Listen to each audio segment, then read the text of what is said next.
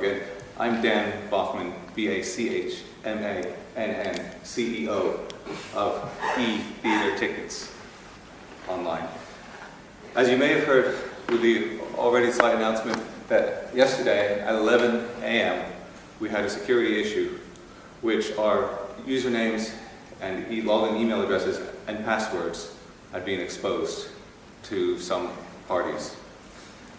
This resulted in 1/3 of our customers potentially being exploited. That's 750,000 users.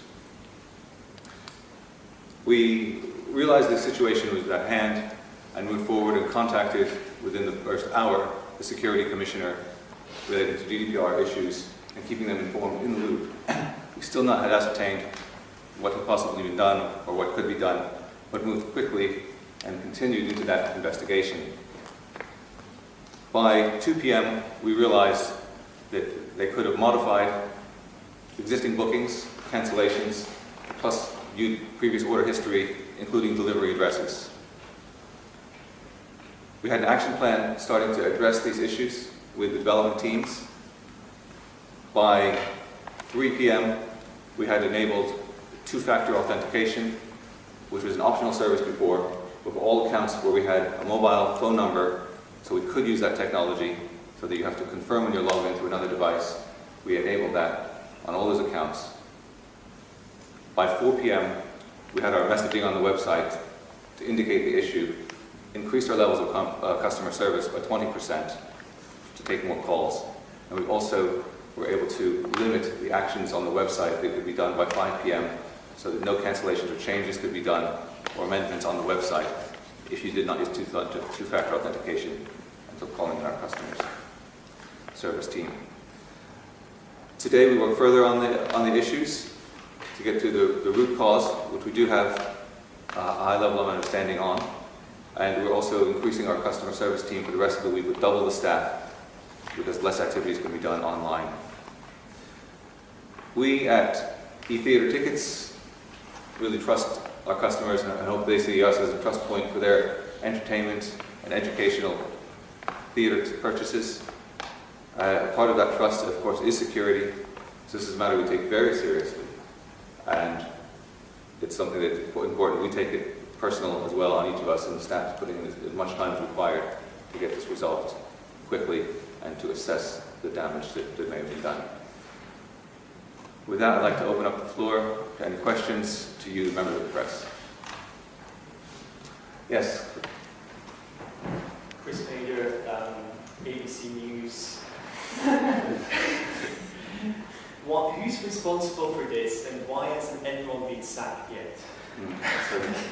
So there's a question of accountability here, and that certainly falls on the management at eTheater. We have a slight awareness of some issues here and there, and these have been worked on.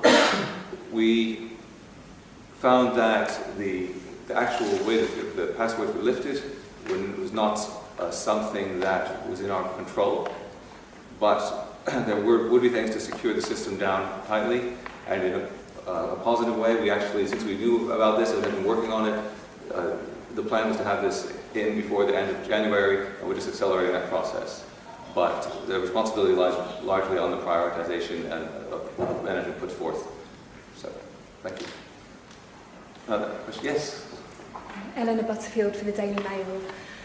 Why were steps not taken in advance to deal with such a catastrophic data loss? I mean, given the scandal with British Airways, the huge surge in cybercrime, it appears that you've just sat down and done nothing to anticipate such an awful attack.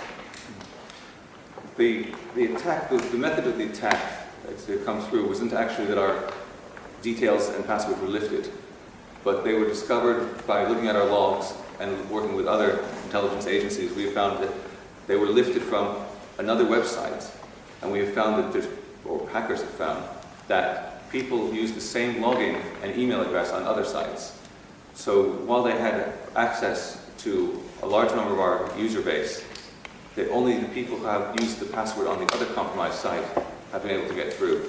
So the blind spot wasn't so much that our system could be lifted and accessed, but it was the fact that something called brute force techniques, where people could get in by trying over and over different combinations, would have worked.